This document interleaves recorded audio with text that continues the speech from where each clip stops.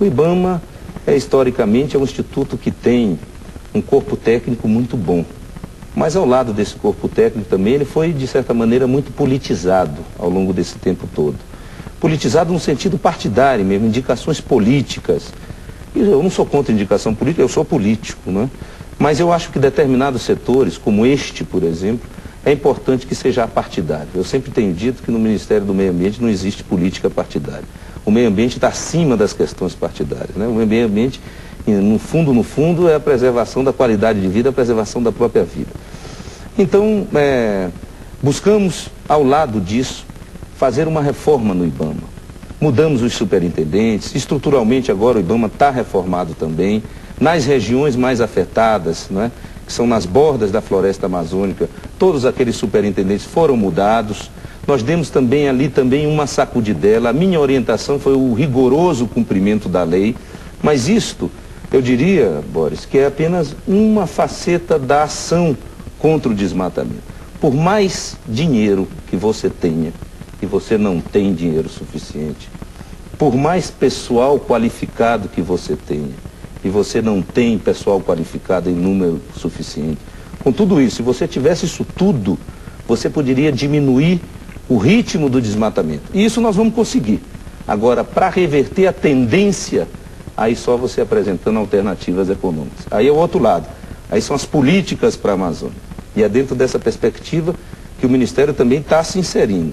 Fui a Paris, logo no começo, também dentro dessa fase, discutimos com os países doadores do PPG-7, que são os países que dão dinheiro para a Amazônia, e também, nessa discussão, eu coloquei duas coisas. Eles dão dinheiro por quê para a Amazônia? Foi a partir da Eco 92, os países desenvolvidos do grupo G7 resolveram doar dinheiro para a Amazônia para ações de preservação da biodiversidade na Amazônia. E é uma doação muito bem-vinda. Agora, como naquela época, Boris, era uma época muito particular, não é? Nós estávamos começando o processo de impeachment do Collor, o Brasil passava por um momento muito tumultuado, o Lutzenberg era o ministro do meio ambiente, e ele mesmo disse em reunião na Europa que não mandassem dinheiro para o Brasil, porque se mandasse aqui iam roubar tudo. E isso marcou profundamente. Então, esses doadores do PPG-7 fizeram uma série de instrumentos que dificultavam e dificultam até hoje, né, a chegada desse dinheiro, partindo do princípio de que nós não éramos sérios na aplicação desses recursos. Então, quem faz a gestão desses recursos, era o Banco Mundial. Então, a primeira coisa que nós fizemos foi ir lá. Na reunião administrativa do PPG-7, eu fiz questão de ir lá, conversei individualmente com cada uma dessas delegações, coloquei que o Brasil hoje era um país diferente daquela época, cuja democracia estava consolidada, que o governo Fernando Henrique era um governo sério, que nós assumíamos plenamente a responsabilidade, que gostaríamos de ser somente coadjuvante nesse processo. Nós gostaríamos de liderar esse processo. Isso está sendo feito. Pedimos um tempo para refazermos alguns projetos do PPG-7, isso estamos fazendo. Ministro, cita um projeto. Que tipo de projeto de preservação? A ideia central é o seguinte, Boris. Tudo aquilo que for um projeto de desenvolvimento sustentável e que não agredir a biodiversidade é um projeto passível de financiamento. Dentro disso estão as reservas extrativistas, o ecoturismo, a criação de animais silvícolas, enfim, uma série enorme de projetos. Eu outro dia mesmo fui lá e inaugurei um criadouro de peixes.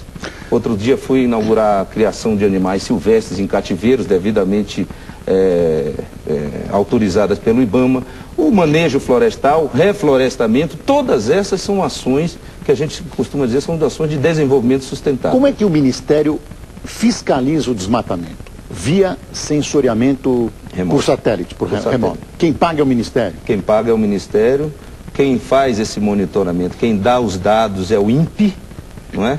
O IBAMA tem uma sala de monitoramento e nós estamos muito avançados nisso. O senhor tem uma visão da Amazônia diária, por exemplo? Temos uma visão diária, principalmente no que diz respeito a incêndio. São duas coisas diferentes. Incêndio hoje, você pode acompanhar, como qualquer um telespectador aqui pode acompanhar pela internet, em tempo real, os focos de desmatamento na Amazônia. Quanto à questão do desmatamento, é mais complexa. Quer dizer, os dados são feitos semestralmente, mas você pode, por análise,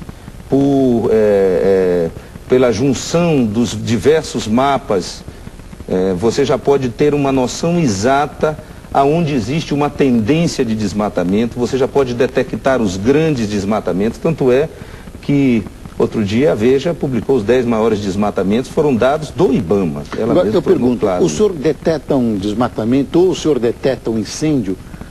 Existe um número suficiente de pessoas para combater esses incêndios e um número suficiente de fiscais para deter esse desmatamento ou polícia florestal para conter a força desse desmatamento? Eu diria o seguinte, não temos, não vou aqui ficar enrolando, nós não temos o número suficiente. Hoje nós estamos muito bons e temos melhorado muito a questão de detectar o monitoramento, mas transformar isso em ação concreta, nós ainda estamos muito distantes, mas estamos avançando. No que diz respeito às queimadas, hoje, nós podemos dizer que já existem brigadas anti-incêndio em todo o arco do desmatamento, que são as bordas da floresta. Nós já temos brigadas civis, brigadas da população mesmo. Eu mesmo estive em Roraima recentemente e entreguei os títulos dos brigadistas. Nós temos educação ambiental, não é? Na maioria dos municípios, ensinando a fazer o acero, criando um cronograma de desmatamentos, não é? De incêndios, desculpe, de queimadas. Sim. Porque você sabe, a nossa agricultura, culturalmente, eles usam da queimada. Nós só vamos modificar isso, acho que dentro de muito tempo, quando nós conseguirmos colocar a tecnologia mais moderna lá. Então, hoje, se você detecta um foco de incêndio, esse foco persiste, nós já podemos tomar algumas atitudes imediatamente. Podemos acionar as brigadas, podemos acionar o Corpo de Bombeiro dos estados, que estão sendo muito cooperativos nessa coisa. Então, hoje, nessa questão de queimada, nós avançamos. Agora, deixa eu só concluir. Nós não podemos, amanhã aparece um grande incêndio florestal, vamos dizer, poxa, o ministro esteve ontem no BOD dizendo que nós estamos 100% nisso. Isso nós não estamos livres. Nem os Estados Unidos, que é o país mais avançado, nós vimos agora na Flórida queimando casa e tudo. Contra isso, incêndio florestal de grandes proporções, não tem jeito. É a natureza mesmo, é a força da natureza. Agora, que nós estamos muito mais aparelhados, muito mais preparados, com certeza nós estamos. Agora quero voltar aos desmatamentos. As madeireiras. Pois é. Mas eu tenho uma questão para colocar. Tá bom, então,